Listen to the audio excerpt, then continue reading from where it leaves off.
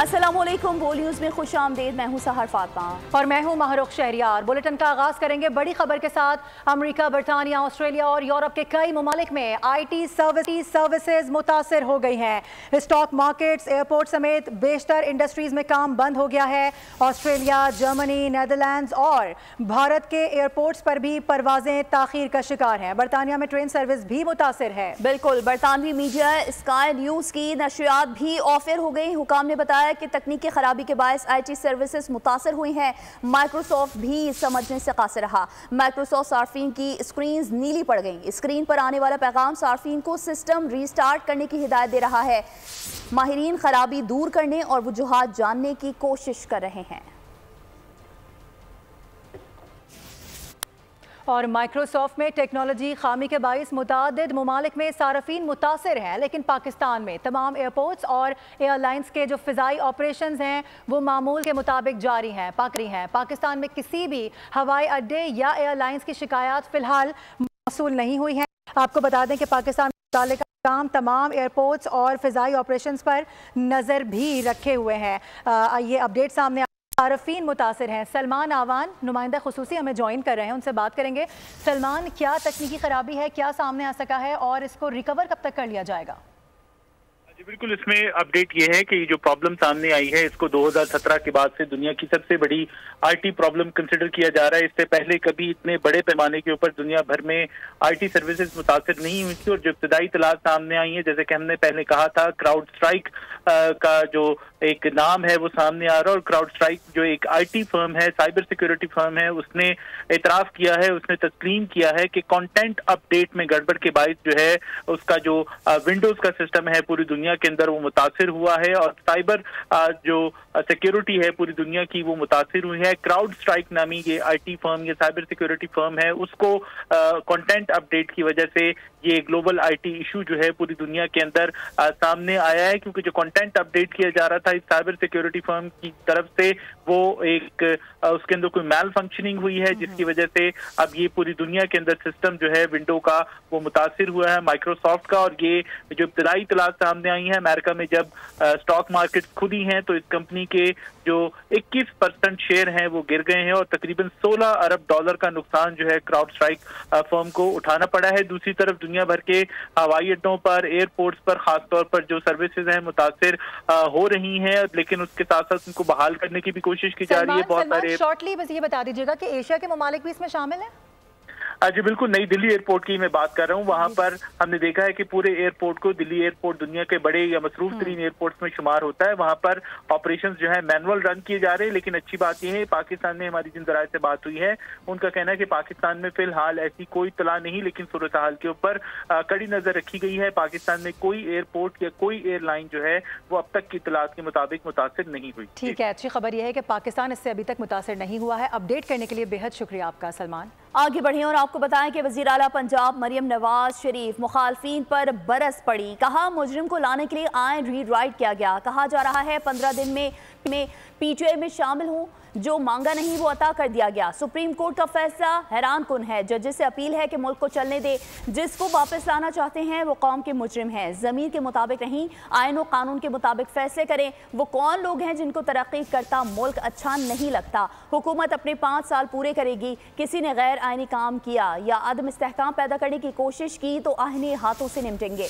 Adiala jail का कैदी IMF को वापस लाया, उन्होंने मुल्क जलाया, यादगारी शोहदा पर हमले किए। अदालत को ये सब नजर नहीं आ रहा।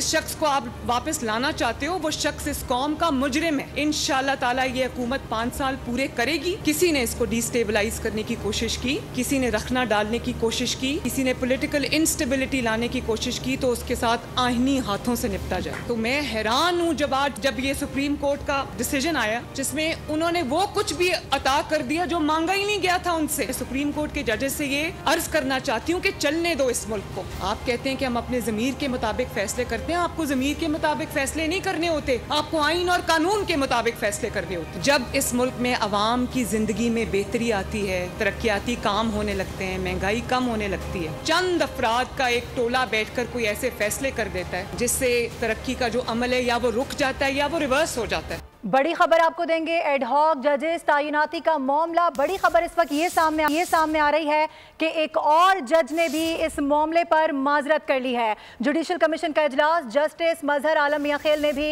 एडहॉक जज बनने से माजरत कर ली है। बात करेंगे, तैयब बलोच हमें ज्वाइन कर रहे हैं। तैयब, दो पहले ही इस पर माजरत कर चुके थे, तीसरे जज की जानिब से भी माजरत कर ली गई है, अब एक ही का नाम बचा है, क्या तफसीलात हैं इस पर? तो पाकिस्तान में 4 जजेस लगाने के लिए सुप्रीम जुडिशल कमीशन ने जो है वो 4 जजेस नाम तजवीज़ किए थे और इस सवाल से इजलास जो है वो आज हो रहा है। ताहम इन 4 में से जो है वो 3 जजेस ने जो है अपनी तैनाती से जो है वो और तैनाती में जो आज बताई गई है वो जाती। ठीक है तैयब, आपसे दोबारा रब्ता करने की कोशिश करेंगे। अपने नाज़रीन को बता रहे हैं कि एडहॉक जजेस तैनाती के मामले पर इस वक्त सबसे बड़ी खबर ये आ रही है कि जुडिशल कमीशन का जो इजलास जारी है और इससे मुतालिक अहम अपडेट सामने आ रही हैं कि जस्टिस मजहर आलम मियां खेल ने भी एडहॉक जज बनने से माजरत कर ली है। जस्टिस मजहर आलम मियां खेल ने जुडिशल कमीशन को आगाह कर दिया है, जिस तरह से हमारे नुमाइंदे तैयब बलोच हमें बता रहे थे कि उन्होंने ज़ाती मसरूफियात को सामने रखते हुए ये कहा कि ज़ाती मसरूफियात की बिना पर मैं इस ओहदे को लेने से माजरत करता हूँ। मखसूस नशिस्तों पर फैसले, पीटीआई पर पाबंदी और एडहॉक जजेस की तकर्री पर वजीर कानून आजम नज़ीर तारर और अटॉर्नी जनरल ने वजीर आजम से मुलाकात की। वजीर कानून और अटॉर्नी जनरल ने कानूनी पहलुओं पर वजीर आजम शहबाज शरीफ को ब्रीफ किया। वजीर आजम ने कानूनी टीम को केसेस से मुतालिक भरपूर तैयारी की हिदायत भी की, जबकि पीपी रहनुमाओं और सदर को कानूनी ब्रीफिंग से मुतालिक उमूर का जायजा लेने का भी कहा है।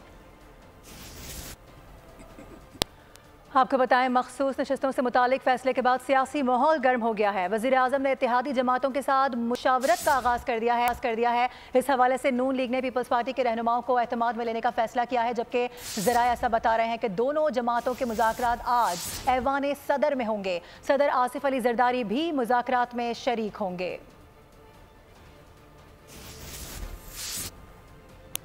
और अब आपको बताएं कि साबिक वज़ीर ख़ारजा शाह महमूद कुरैशी को कोट लखपत जेल लाहौर मुंतकिल कर दिया गया है। उनके खिलाफ 9 मई के मुकदमात का जेल ट्रायल कोट लखपत में किया जा रहा है। 15 जुलाई को अदालत ने थाना शादमान जलाने के मुकदमे में साबिक वफाकी वज़ीर पर फर्द जुर्म आयद की थी। एक और अहम मामला, खबर मानिका ने इद्दत निकाह केस में बानी पीटीआई और बुशरा बीबी की बरियत चैलेंज कर दी है। उन्होंने सेशन कोर्ट के फैसले के खिलाफ इस्लामाबाद हाई कोर्ट में अपील भी दायर कर दी है। मौक़िफ़ इख्तियार किया गया कि सेशन कोर्ट ने केस के अहम पहलुओं को नज़रअंदाज किया। इस्तिग़ासा के गवाहान के बयानात को भी मलहूज़ खातिर नहीं रखा गया। दोनों मुल्ज़िमान की बरियत का फैसला कानूनी तौर पर कायम नहीं रह सकता। सेशन कोर्ट ने 13 जुलाई को बानी पीटीआई और बुशरा बीबी को इद्दत निकाह केस में बरी किया था। भारत और पीटीआई का गठजोड़ बेनकाब हो गया है। एक दूसरे की सहूलतकारी के नाकाबिले तरदीद सबूत सामने आ गए। एआई के जरिए पाकिस्तान और इदारों के खिलाफ सोशल मीडिया पर गुमराह कुन मुहिम साबित करती है कि मुल्क दुश्मन कौन है। डीप फेक टेक्नोलॉजी का इस्तेमाल, पाकिस्तान और इदारों के खिलाफ सोशल मीडिया पर गलीज मुहिम, भारत की भी सरपरस्ती हासिल। पीटीआई की हकीकत खुलकर सामने आ गई। भारतीय गुलकार की एआई के जरिए बानी पीटीआई के लिए गाने की वीडियो फैलाई गई। भारतीय मीडिया के साथ यूट्यूबर शाहीन सहबाई भी प्रोपेगेंडे में पेश हैं। पार्टी के शरपसंद अनासिर फौज और इदारों के खिलाफ बयानिया बनाकर मुल्क को अदम इस्तेहकाम का शिकार कर रहे हैं, जो कि नाकाबिले बर्दाश्त है। और अब ये खबर कि तवानाई सेक्टर के कर्जों का बोझ बिजली सार्फिन पर डाल दिया गया है। वफाकी वज़ीर तवानाई उवैस लगारी का एतराफ़ सामने आया है। एक बयान में उनकी जानिब से ये कहा गया है कि बिजली की कीमत 8 से 10 रुपये फ़ी यूनिट है, जबकि बिजली के तरसीली निज़ाम के चार्जेस फ़ी यूनिट 1.5 से 2 रुपये हैं। सबसे बड़ा खर्चा 18 रुपये फ़ी यूनिट कैपेसिटी चार्जेस का होता है। इस वक्त तवानाई सेक्टर के कर्जों का बोझ बिजली सार्फिन से लिया जा रहा है। वज़ीर तवानाई ने यह भी कहा कि IPPs के जो प्लांट्स चलाए जा रहे हैं वो पैसे लेंगे, प्लांट्स ना भी चलाए गए तो भी वो पैसे हमसे ही लेंगे। शोबा तवानाई में इस्लाहात ला रहे हैं, जबकि जनवरी में बिजली 3 से 5% सस्ती हो जाएगी। गैस की कीमतों में इजाफे के बावजूद गर्दिशी कर्जा बेकाबू है। गैस सेक्टर का गर्दिशी कर्ज 2,897 अरब तक पहुंच गया। दस्तावेज के मुताबिक गर्दिशी कर्ज 2,083 अरब जबकि 814 अरब रुपए लेट पेमेंट सरचार्ज शामिल हैं। OGDCL का गर्दिशी कर्ज 1133 अरब, पाकिस्तान पेट्रोलियम लिमिटेड 800 अरब से जायद, PSO का गर्दिशी कर्ज 816 अरब तक पहुँच गया है। वजारत पेट्रोलियम के मुताबिक मुल्क भर में गैस की चोरी 50 अरब रुपए तक पहुँच गई गई है। सबसे ज्यादा 25 अरब रुपए की गैस चोरी बलूचिस्तान में हो रही है। और अभी ये खबर है कि मोडीज़ का कहना है कि IMF दौर इस्लाहात चाहता है। नए कर्ज प्रोग्राम में इस्लाहात की शराइत हैं। रेटिंग एजेंसी के मुताबिक एनर्जी टैरिफ बर वक्त बढ़ाना होगा। टैक्स और महंगी बिजली से समाजी तनाव बढ़ेगा। इससे इस्लाहात में मुश्किल होगी। कमज़ोर हुकूमत को इस्लाहात में परेशानी होगी। नजरसानी जायजे में इमदाद मअतली का भी खदशा रहेगा, जबकि IMF हुकूमत की तरफ से की गई इस्लाहात पर ही ताउन करेगा। और अब बढ़ती हुई लोड शेडिंग की बात करें तो एक जानिब मौसम का सितम है तो दूसरी जानिब की इलेक्ट्रिक का जुल्म है। शदीद गर्मी में कराची को बदतरीन लोड शेडिंग का सामना है। ऊपर से ओवर बिलिंग भी आवाम का खून चूस रही है। रोशनियों के शहर में तपिश का राज, अंधेरों के डेरे, लोड शेडिंग का अजाब दुगना कर दिया गया। पिछले रोज 14 से 16 घंटे बिजली गायब रही। के इलेक्ट्रिक दिन और रात में हर 1 घंटे बाद 4 घंटे की लोड शेडिंग कर रही है। तवील दौरानी की बंदिश से शहरी बिलबिला उठे। Liaquatabad, Dakkhana, C1 area, C area, Riazkot समेत दीगर इलाकों में रात 9 बजे बिजली बंद कर दी गई। मकीनों ने गर्मी में जाग कर रात काटी। और के इलेक्ट्रिक ने शदीद गर्मी में गर्मी की हद बरकरार रखी है और बेहिसी की तमाम हदें पार कर दी हैं। बिजली आती नहीं है लेकिन आवाम को भारी भरकम बिल मिल जाते हैं। आवाम दुहाइयाँ दे रहे हैं। आवाम के साथ साथ सियासी नुमाइंदे भी अब बोल पड़े हैं। के इलेक्ट्रिक पाकिस्तान की मईशत के लिए बड़ा जख्म है। के इलेक्ट्रिक पाकिस्तान की बका और कौमी सलामती का मसला है। दुनिया में मिस मैनेजमेंट की इससे बुरी मिसाल नहीं मिल सकती। MKM रहनुमा मुस्तफ़ा कमाल के इलेक्ट्रिक के खिलाफ खुलकर बोल पड़े। मुस्तफ़ा कमाल कहते हैं कि इलेक्ट्रिक कराची में बिजली नहीं देती लेकिन बिल धड़ल्ले से वसूल करती है। के इलेक्ट्रिक को सिर्फ अपने मुनाफे की फिक्र है। बिजली नहीं है, बिल आ रहा है, हर इलाके में लोड शेडिंग है, कहीं पे 12 घंटे, कहीं पे 6 घंटे। ये सारे प्रॉफिट कमाने वाले इदारे हैं। उन्होंने के इलेक्ट्रिक को पाकिस्तान की मईशत के लिए गहरा जख्म करार दिया। ये पाकिस्तान की इकॉनमी को इतना बड़ा गहरा जख्म है, इससे इतना खून रस रहा है कि एक आम आदमी, एक बिजनेसमैन इससे उठ ही नहीं सकता। मुस्तफ़ा कमाल ने के इलेक्ट्रिक को पाकिस्तान की बका और कौमी सलामती के लिए खतरा करार दे दिया। ये पाकिस्तान की सर्वाइवल का मसला हो गया है। ये पाकिस्तान की सलामती को लगा हुआ सबसे बड़ा गहरा जख्म है। MKM रहनुमा बोले कि इलेक्ट्रिक से ज्यादा बुरी मैनेजमेंट दुनिया में किसी और इदारे की नहीं हो सकती। ये एक बैड मैनेजमेंट की इससे बुरी कोई और एग्जाम्पल दुनिया में हो नहीं सकती। साबिक मेयर कराची ने कहा कि इलेक्ट्रिक सिर्फ पैसे बनाने आई है। इनसे मुआहिदा किसने किया? प्राइवेट कंपनीज है, वो तो पैसे बनाने आई हैं। उनका काम है पैसे एग्रीमेंट करना, जहाँ पर वो अपने इंटरेस्ट से कौन लोग थे ये मुआहिदे कर रहे थे। MKM रहनुमा ने कहा कि इलेक्ट्रिक की वजह से इतना कर्ज चढ़ गया है जो हमारी नस्लें उतारेंगी। हमारे मरने के बाद हमारी नस्लें उतारेंगी, इतना कर्जा है। मुस्तफ़ा कमाल ने कहा बिजली चोरी करवाने में के इलेक्ट्रिक के अपने मुलाजमीन शामिल हैं। हमारी मर्जी के बगैर बिजली चोरी हो नहीं सकती। बिजली प्रोवाइड करने वाले इदारे के लोग शामिल हैं बिजली चोरी करवाने में। इलेक्ट्रिक को लगाम डाले। के इलेक्ट्रिक के खिलाफ आवाम का गम और गुस्सा अपनी इंतहा को छू रहा है।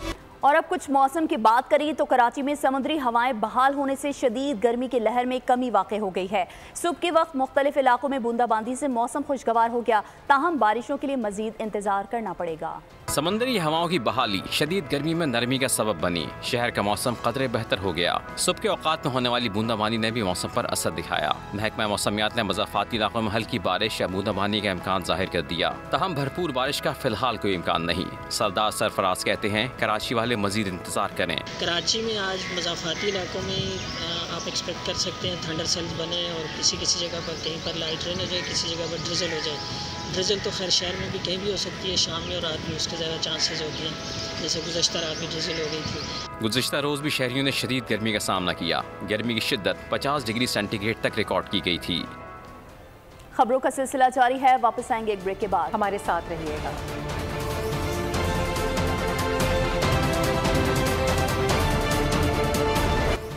बराह रास्त इस वक्त आपको ले चलेंगे साबिक वफाकी वज़रा इस वक्त न्यूज़ कॉन्फ्रेंस कर रहे हैं।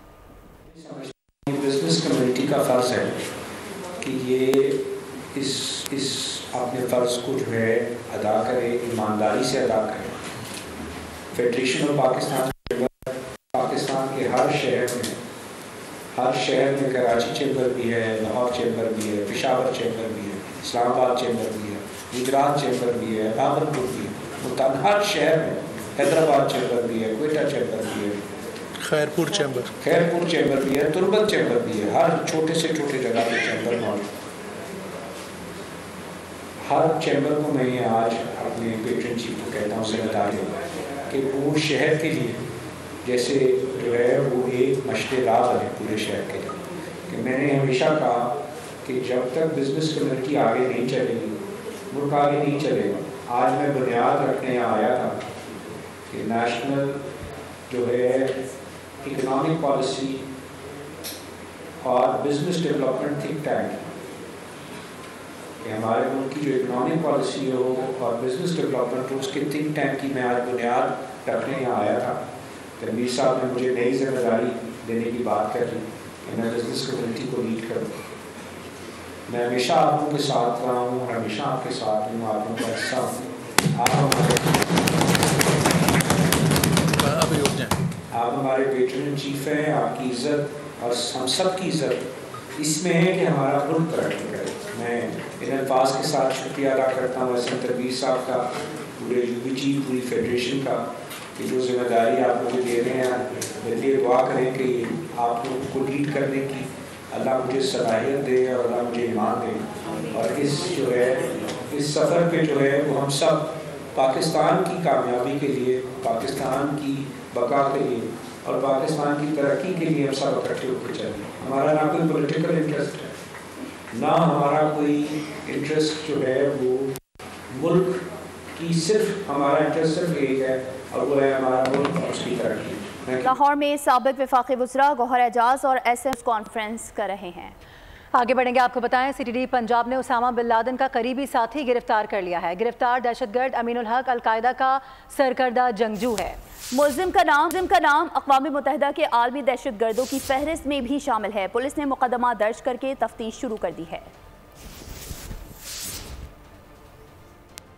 और अब आपको बताएं कि कराची के इलाके वाटर पंप पर नामालूम अफराद ने फायरिंग करके पुलिस एहलकार यूसुफ की जान ले ली। मुल्जिमान शहीद एहलकार की राइफल भी लेकर फरार हो गए। रवां साल कराची में जाँ बहक पुलिस एहलकारों की तादाद 5 हो चुकी है। मजीद तफसीलात खुर्रम गुलजार की इस रिपोर्ट में। कराची में फायरिंग, पुलिस एहलकार कत्ल। यह वाक़या फेडरल बी एरिया के इलाके वाटर पंप पुल पर पेश आया, जहाँ यूसुफ नामी एहलकार को गोलियों का निशाना बनाया गया। यूसुफ को अस्पताल पहुँचाया गया मगर इसकी जान नहीं बचाई जा सकी। सीने पर लगी गोली जानलेवा साबित हुई। SSP सेंट्रल जिशान सिद्दीकी ने वाक़े को टारगेट किलिंग करार दिया है। 2 मुल्ज़िमान थे, 30 बोर का वेपन यूज हुआ है, 3 फायर हुए और उसके बाद जो है फायरिंग करके वो इसका जो है वेपन भी ले गए, SMG भी ले गए। हम ये भी हो सकते हैं कि यहाँ पे क्रिमिनल जोन के साथ इसकी को हाथापाई हो उस चक्कर में। तो अभी विटनेसेस की स्टेटमेंट ले रहे हैं। गुज़िश्ता दिनों DSP CTD अली रसा को भी टारगेट करके शहीद किया गया था। 3 दीगर पुलिस एहलकार भी कराची में रवां साल फर्ज की राह में कुर्बान हो चुके हैं। Welcome back. बड़ी खबर आपको देंगे, इलेक्शन कमीशन का सुप्रीम कोर्ट के फैसले पर अमल दरामद का फैसला सामने आ रहा है। अभी तक की बड़ी खबर है क्योंकि इलेक्शन कमीशन के हवाले से जो इजलास हुए हैं कुछ बेनतीजा रहे, लेकिन इस वक्त ये बड़ी खबर सामने आ रही है कि सुप्रीम कोर्ट के फैसले पर अमल दरामद किया जाएगा। फहद चौधरी हमें ज्वाइन करें, उनसे बात करेंगे। फहद, इससे पहले तक जो खबरें आ रही थी वो कुछ मुतजाद थी, लेकिन इस वक्त ये खबर सामने आ रही है कि फैसले पर अमल दरामद का फैसला किया गया है। क्या डिटेल्स हैं? जी देखिए, मखसूस नशिस्तों के मुताबिक सुप्रीम कोर्ट के फैसले पर इलेक्शन कमीशन का 2 रोज अहम इजलास हुआ और आज एलामिया जारी किया गया है इलेक्शन कमीशन की तरफ से, जिसमें ये कहा गया है कि सुप्रीम कोर्ट के फैसले पर अमल दरामद करने का फैसला कर लिया गया है। ताहम इलेक्शन कमीशन ने अपनी लीगल टीम को हिदायत जारी की है कि अगर सुप्रीम कोर्ट के फैसले के किसी पॉइंट पर अमल दरामद में रुकावट है तो फौरन उसकी निशानदही करें ताकि मजीद रहनुमाई के लिए सुप्रीम कोर्ट से रुजू किया जा सके। मजीद ये कहा गया है कि एक सियासी जमात की तरफ से चीफ इलेक्शन कमिश्नर और अरकान इलेक्शन कमीशन को मुसलसल और बेजा तनकीद का निशाना बनाने पर शदीद मजम्मत की है इलेक्शन कमीशन ने और इसे मुस्तरद कर दिया है। कमीशन से इस्तीफे का मुतालबा मज़ाक़ा खेज करार दे दिया गया है और कहा गया है कमीशन किसी किस्म के दबाव को खातिर में न लाते हुए आइन और कानून के मुताबिक काम करता रहेगा। इलेक्शन कमीशन ने किसी फैसले की गलत एलामिये में और इलेक्शन कमीशन ने PTI के इंट्रा पार्टी इलेक्शंस को दुरुस्त करार नहीं दिया, जिसके खिलाफ PTI मुख्तलिफ फोरम्स पर गई और इलेक्शन कमीशन के फैसले को अपहोल्ड किया गया।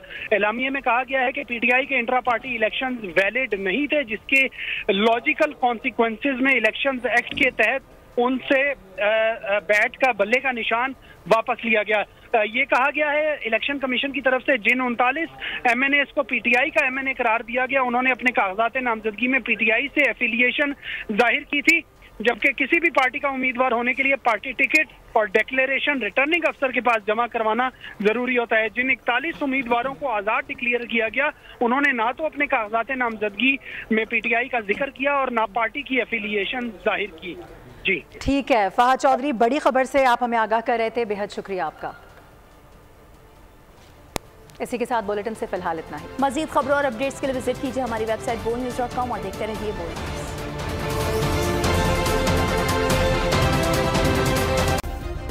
सब्सक्राइब करें और बेल दबाएं ताकि कोई खबर रह न जाए।